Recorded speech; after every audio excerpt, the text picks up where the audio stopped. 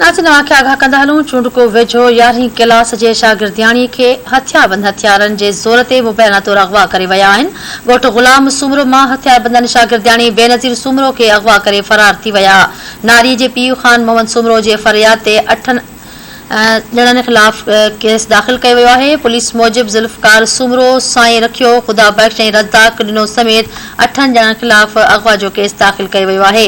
नारीअ जी बाज़ियाबीअ लाइ वारसनि पारां एहतिजाजी मुज़ाहिरो कयो वियो आहे। मुज़ाहिरीन जो चवणु आहे त ॼाणायल जवाबदार घर में घिड़ी हथियारनि जे ज़ोर ते नारी बेनज़ीर खे अगवा करे विया आहिनि। हुननि DIG सखर ऐं SSP खैरपुर खां मुतालबो कंदे चयो आहे त नारीअ खे बाज़ियाब कराए जवाबदारनि खे गिरफ़्तार करे इंसाफ़ कयो वञे। चूंडको वेझो 11हीं क्लास जी शागिर्दियाणी खे हथियारबंद हथियारनि जे ज़ोर ते मुबैना तौर अगवा करे विया।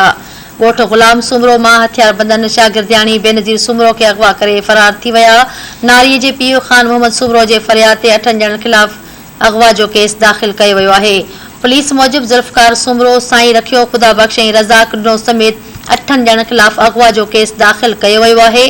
नारीअ जी बाज़ियाबीअ लाइ वारसनि पारां एहतिजाजी मुज़ाहिरो कयो वियो। मुज़ाहिरीन जो चवणु आहे त ॼाणायल जवाबदार घर में घिड़ी हथियारनि जे ज़ोर ते नारी बेनज़ीर खे अगवा करे विया आहिनि। हुननि DIG सखर ऐं SSP खैरपुर खां मुतालबो कंदे चयो आहे त नारीअ खे बाज़ियाब कराए जवाबदारनि खे गिरफ़्तार करे इंसाफ़ कयो वञे।